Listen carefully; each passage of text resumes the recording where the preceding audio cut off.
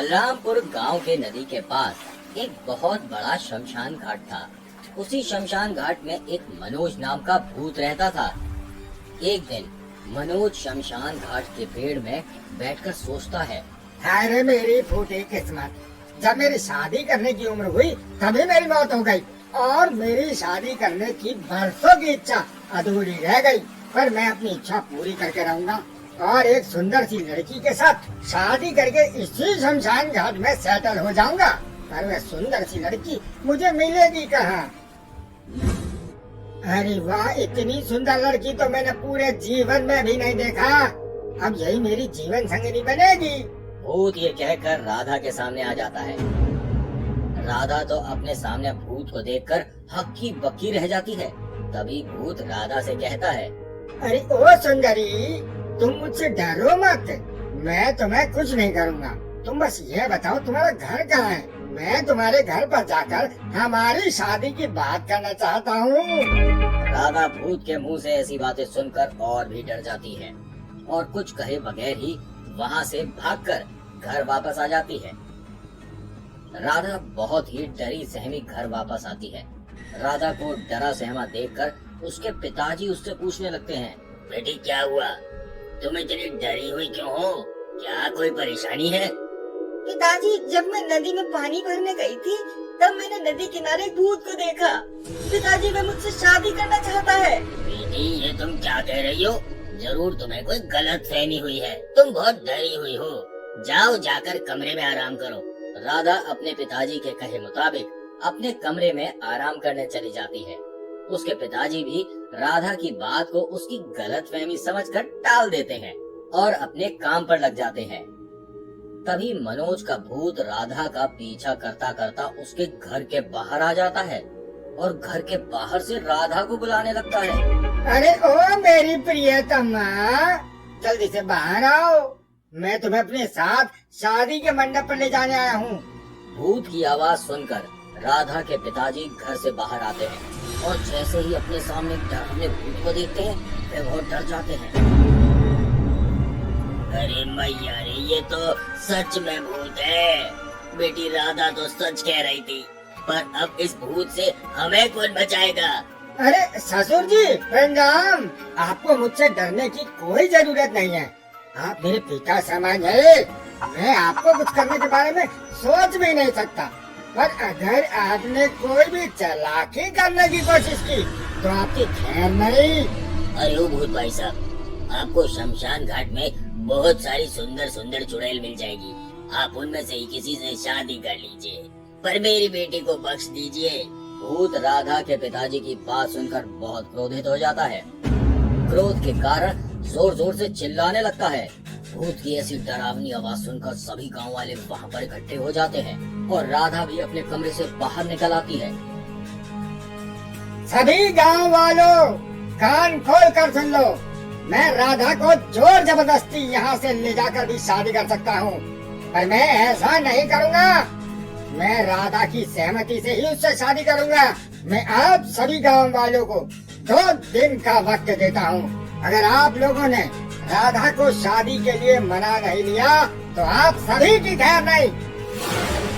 मैं एक एक गांव वालों को पकड़ पकड़ कर खा जाऊंगा। भूत ये कहकर वहाँ से गायब हो जाता है। इधर गांव वाले तो भूत की बातें सुनकर बहुत डर जाते हैं और गांव के मुखिया राधा के पिताजी से कहते हैं, अरे ओ करम जली राधा, तुझे सज सवर के नदी किनारे जाने की क्या जरूरत थी? अब 2 दिन बाद उस डरावने भूत के साथ शादी करके यहाँ से दफा हो जा, नहीं तो लेने के देने पड़ जाएंगे। मुखिया जी, इसमें मेरी क्या गलती है? आप लोग इस समस्या का कोई हल सोचे बगैर ही मुझे बलि का बकरा बना रहे हैं। मैं कभी भी उस कल मुँहे भूत के साथ शादी नहीं करूँगी। आप लोगों को जो करना है वे कर लीजिए। राधा ये कहकर अपने कमरे में चली जाती है।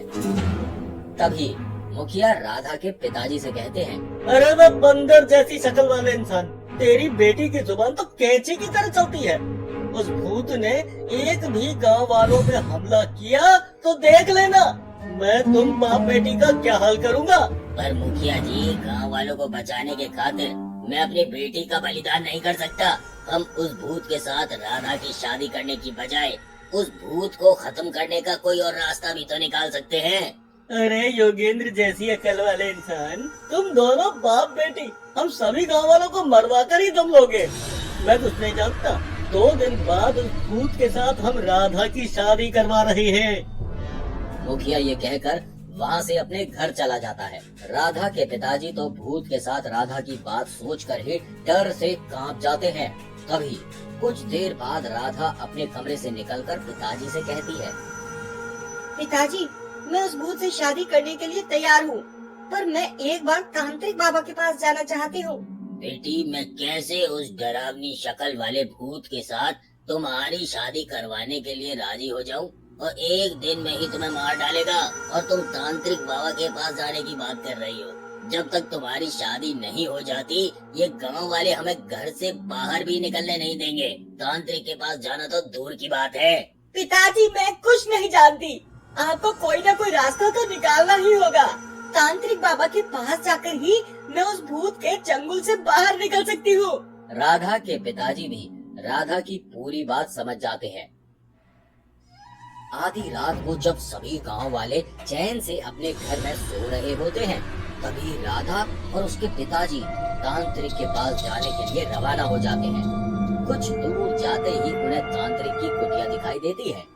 राधा तांत्रिक के पास जाकर कहने लगती है, बाबा, मैं बहुत बड़ी मुसीबत में हूँ, आप मेरी मदद करिए। ओम फट स्वाहा, ओम फट स्वाहा। पर बेटी, तुम्हारी समस्या क्या है? मैं समस्या जाने बगैर तुम्हारी कोई भी मदद नहीं कर सकता। बाबा, हमारी नदी किनारे शमशान घाट का एक भूत मुझसे शादी करना चाहता है। अगर मैं उससे शादी करने के लिए राजी नहीं होती तो वे हमारे साथ साथ पूरे गांव वालों को मार डालेगा। अब आप ही हमारी मदद कीजिए। सच में बेटी, ये तो बहुत ही बड़ी समस्या है, पर उस भूत से मुझे नहीं तुम्हें सामना करना होगा और उसके कहे मुताबिक ही तुम उससे शादी करोगी। पर तांत्रिक बाबा, मैं उस भूत से शादी करना नहीं चाहती। मैं उसे खत्म करना चाहती हूँ और आपको ही मुझे कोई रास्ता दिखाना होगा।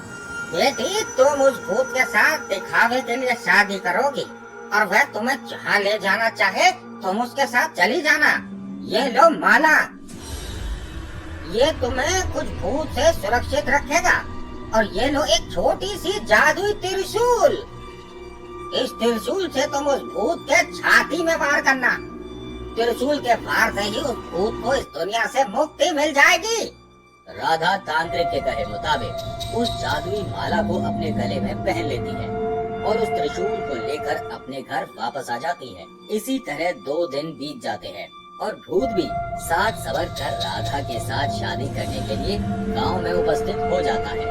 तभी तांत्रिक बाबा एक पंडित के भेष में भूत और राधा की झूठी शादी करवाने के लिए गांव में उपस्थित हो जाते हैं और राधा के साथ भूत की शादी करवाने लगते हैं। राधा के साथ भूत की शादी होता देख गांव वाले और मुखिया बहुत खुश होते हैं। कुछ देर तक भूत की और राधा की झूठी मूठी शादी होती है और उसके बाद भूत राधा को लेकर शमशान घाट के पास आ जाता है। सच में आज मेरा सपना पूरा हुआ। मुझे बहुत ही सुंदर और सुशील दुल्हन मिल गई, पर आज मेरी सुहागरात है। भूत ये कहकर जैसे ही राधा को छूने जाता है, उसे जोर से करंट लगता है और वह कुछ दूर जाकर गिरता है। तभी भूत राधा के गले में वह माला देख लेता है। राधा, मैं तुम्हारा पति परमेश्वर हूँ, तुम मेरी प्रिय पत्नी। तुम्हें मेरे साथ पूरी जिंदगी इसी शमशान घाट में रहना होगा, इसलिए जल्दी से वह माला अपने गले से निकालकर बाहर फेंक दो, नहीं तो मैं तुम्हारे पिताजी और सभी गांव वालों को मौत के घाट उतार दूंगा। अरे वे गधे जैसी अकल वाले भूत, तुझे और कुछ तो आता नहीं है। हर बार एक ही धमकी देता रहता है। तू मुझे पूरी जिंदगी इसी शमशान घाट में रखना चाहता है। रुक, मैं अभी तुझे बताती हूँ, तूने मुझसे शादी करके कितनी बड़ी गलती कर दी है। राधा ये कहकर अपने पास से वह छोटा सा जादुई त्रिशूल निकालकर उस भूत के छाती में मार देती है। त्रिशूल भूत की छाती में लगते ही वह जोर जोर से चिल्लाने लगता है और वहाँ से गायब हो जाता है। उसके बाद राधा शमशान घाट से अपने घर में वापस आ जाती है। राधा को गांव में वापस आता देख मुखिया जी बहुत क्रोधित हो जाते हैं और उससे कहने लगते हैं, अरे ओ पागल लड़की, जल्दी से अपने भूत पति के पास जा, नहीं तो वे अभी यहाँ पर आ जाएगा और हम सभी गांव वालों को मार डालेगा। मुखिया चाचा, आप सच में बहुत ही खुदगर्ज इंसान हैं। आपको हर वक्त अपनी ही सोचती रहती है। मैं आज बहुत दुखी हूँ। आप जैसे इंसानों की वजह से गांव में कोई भी लड़की सुरक्षित नहीं है। आप लोगों ने मेरी मदद करने की बजाय मुझे उस भूत के चंगुल में फेंक दिया। मैंने उस भूत को मुक्ति दे दिया है। अब कभी भी वे आप लोगों को तंग नहीं करेगा। पर मुझे आप लोगों से एक सीख जरूर मिली है, अपने अपने होते हैं और पराए पराए। राधा ये कहकर अपने कमरे में चली जाती है। मुखिया और गांव वालों को भी अपनी इस बर्ताव के वजह से बहुत पछतावा होता है और वह भी दुखी होकर अपने अपने घर चले जाते हैं। बिलासपुर गांव में चंपा नाम की एक धोबन अपने पति महेश के साथ रहती थी। चंपा गांव के लोगों के कपड़े धोकर उस पैसों से घर चलाती थी, पर महेश कोई भी काम नहीं करता और चंपा के पैसों से मुफ्त की रोटियां तोड़ता। एक दिन चंपा महेश से कहती है, आप पूरे दिन घर पर बैठे रहते हैं और मुझे गांव में सभी लोगों के पास से कपड़े लाकर फिर उसे नदी में धोने जाना पड़ता है। इस तरह हर रोज काम करते करते मेरी तबीयत भी ठीक नहीं रहती। कुछ ज्यादा पैसा भी हाथ नहीं आता। अगर आप कोई काम धंधा कर लेते तो बहुत अच्छा होता। अरे हो कामचोर गंवार औरत, जितनी तू काम नहीं करती उससे ज्यादा तू बोलती रहती है। तू जैसे अनपढ़ गंवार जाहिल औरत से शादी करके तो मेरी किस्मत ही फूट गई। अगर पड़ोसन विमला के साथ शादी करता तो वह मेरी महाराज की तरह सेवा करती और बदले में ज्यादा बोलती भी नहीं। आपको तो हर वक्त अपनी बीवी से ज्यादा पड़ोस की औरत अच्छी लगती है। आपके ऐसे छिछोरेपन से तो मैं परेशान हो चुकी हूँ। जी तो चाहता है कहीं जाकर डूब मरो। चंपा ये कहकर घर से बाहर निकल जाती है और गांव में जाकर सभी से धोने के लिए कपड़े लेने लगती है।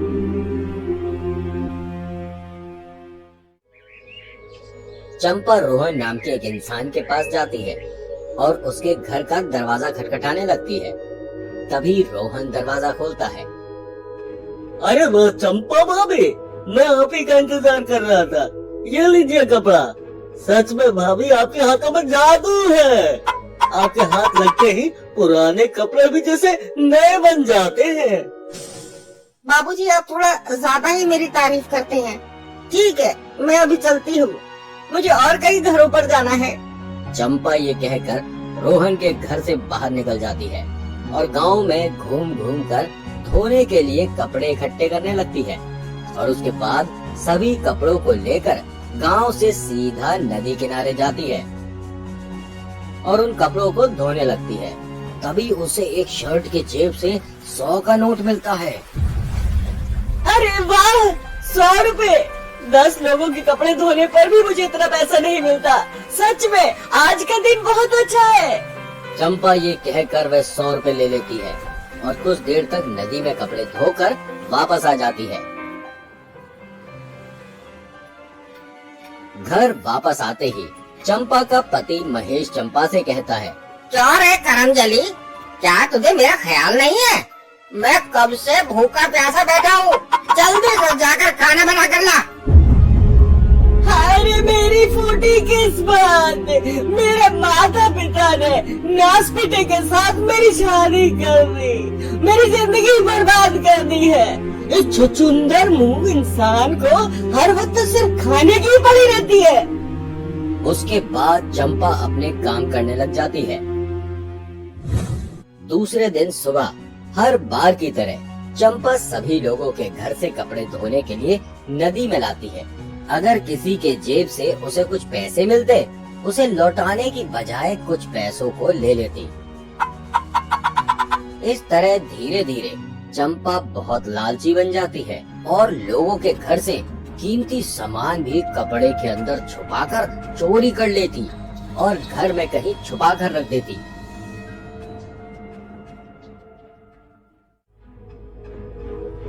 एक दिन चंपा कुछ पैसे लेकर शाम के वक्त पड़ोसी गांव में सुनार के पास जाने लगती है। तभी वहां पर कालू नाम का एक चोर आ जाता है। क्यों रे धोबी चंपा, शाम के वक्त जंगल के रास्ते से किधर जा रही है? तू जानती नहीं है ये मेरा इलाका है। जल्दी से तेरे पास जो भी पैसे हैं बाहर निकाल, नहीं तो अभी तेरे यमलोक का टिकट काट दूंगा। अरे मैं बंदर जैसी शक्ल वाले चोर, मैं कोई लाचार औरत नहीं हूँ। कपड़े धो धोकर मेरे हाथ भी तलवार जैसे बन गई है। मेरे एक ही बार में तेरी खटिया खड़ी हो जाएगी। कालू चोर चंपा के मुंह से ऐसी बातें सुनकर बहुत क्रोधित हो जाता है और चंपा पर हमला करता है। चंपा भी अपने बचाव के लिए हाथ पैर मारने लगती है, पर आखिर में कुछ भी नहीं कर पाती और कालू चोर के हाथों ही उसकी मौत हो जाती है। चंपा को मारने के बाद कालू चोर उसके पास जो भी पैसे थे वह लेकर वहां से भाग जाता है। चंपा मरने के बाद चुड़ैल बन जाती है। हाय रे मेरी फूटी किस्मत, जब मेरे सुख के दिन आए तभी उस करम जले को मुझे मारना था। अब उस कल बूहे की खैर नहीं। मैं चमगादड़ जैसा इंसान जहाँ दिख जाएगा वहीं पर उसे चबा कर खा जाऊंगी। चुड़ैल जंगल में इधर उधर कालू चोर को ढूंढने लगती है। कुछ देर बाद चुड़ैल देखती है कालू एक पेड़ के नीचे बैठकर सो रहा था। अरे ओ करम जले बंदर जैसी शक्ल वाला इंसान, मुझे मार कर तू कुंभकर्ण की तरह सो रहा है। चल तुझे 7 जन्मों के लिए सुला देती हूँ।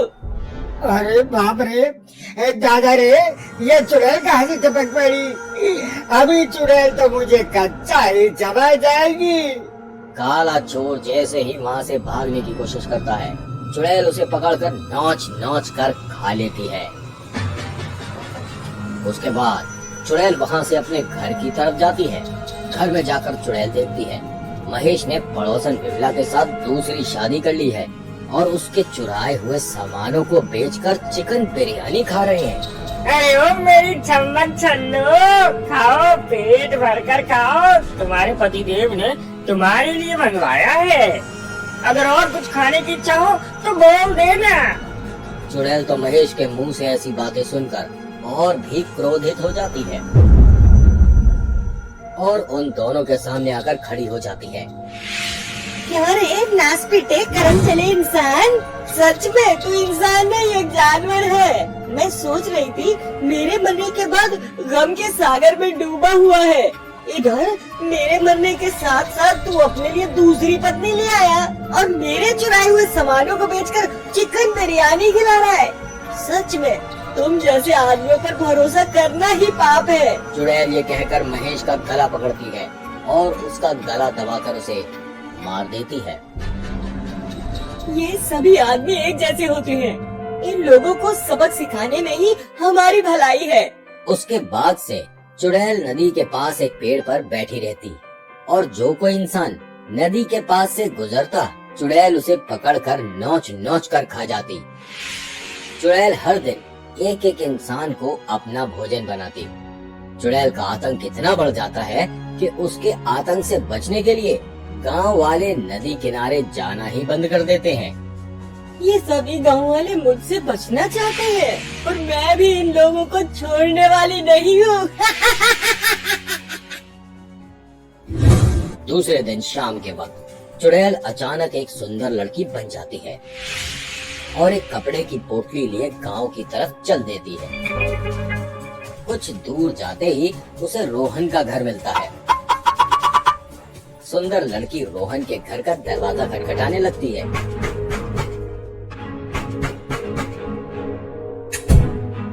आप हैं कौन और कहिए मुझसे क्या चाहती हैं? मैं एक धोबी हूँ और मैं पास के गांव में ही रहती हूँ। मैं बहुत अच्छा कपड़ा भी धोती हूँ। अगर आप अपना कपड़ा मुझे धोने दें तो बड़ी मेहरबानी हो। अरे वाह, तुम देखकर तो किसी भी हाल में धोबी नहीं लगती। तुम्हें कपड़े तो क्या, तुम जैसे सुंदर लड़की के लिए मैं तो अपनी जान भी दे सकता हूँ। रोहन की बात सुनकर चुड़ैल घर के अंदर चली जाती है और अपनी असली रूप में चली जाती है। चुड़ैल को देखकर तो रोहन हक्का बक्का रह जाता है। क्यों रे दास बेटे, अभी तो मेरे लिए जान देने की बात कर रहा था। तेरी सारी हिम्मत कहाँ? तेल लेने चली गई। तुम लोग कहाँ सुंदर लड़की देखी नहीं कि अपना छिछोरा पंक्ति चालू कर देते हो। तुम जैसे इंसानों की वजह से औरतों को इतना दुख झेलना पड़ता है। इसके बाद चुड़ैल रोहन को भी बहुत ही बुरी तरह मार देती है और मारने के बाद उसके शरीर को बहुत ही मजे के साथ खाती है। खाने के बाद वहाँ से गायब हो जाती है। दूसरे दिन गांव वालों को रोहन के घर से रोहन की खाई हुई लाश मिलती है। अभी गांव वाले तो रोहन का ऐसा हाल देखकर और भी डर जाते हैं और अपने अपने घर में जाकर दरवाजा बंद करके बैठ जाते हैं। उसके बाद शाम होते ही चुड़ैल एक गांव वाले के घर में सुंदर लड़की का भेष में आती है और उसे खाकर चली जाती है। इसी तरह चुड़ैल हर रोज एक एक गांव वालों के घर में जाकर इसे बहुत ही बेरहमी से मार देती। गांव वाले चुड़ैल के आतंक से बचने के लिए कहीं भी भाग नहीं पाते, क्योंकि उन्हें कहीं भी जाने के लिए नदी और जंगल पार करना पड़ता था। इधर चुड़ैल हर रोज एक आदमी को मारकर उसका मांस खाकर बहुत ही खुशी खुशी रहने लगती है। तभी एक दिन चुड़ैल बिरजू नाम के एक इंसान के घर पर सुंदर लड़की के भेष में जाती है और बिरजू के घर का दरवाजा खटखटाने लगती है। बिरजू जैसे ही दरवाजा खोलता है वह समझ जाता है ये अनजान लड़की कोई और नहीं, वह शैतान चुड़ैल है। तभी वह अच्छे से चुड़ैल का पैर देखने लगता। अरे बाप रे, ये तो सच में ही वो डरावनी चुड़ैल है।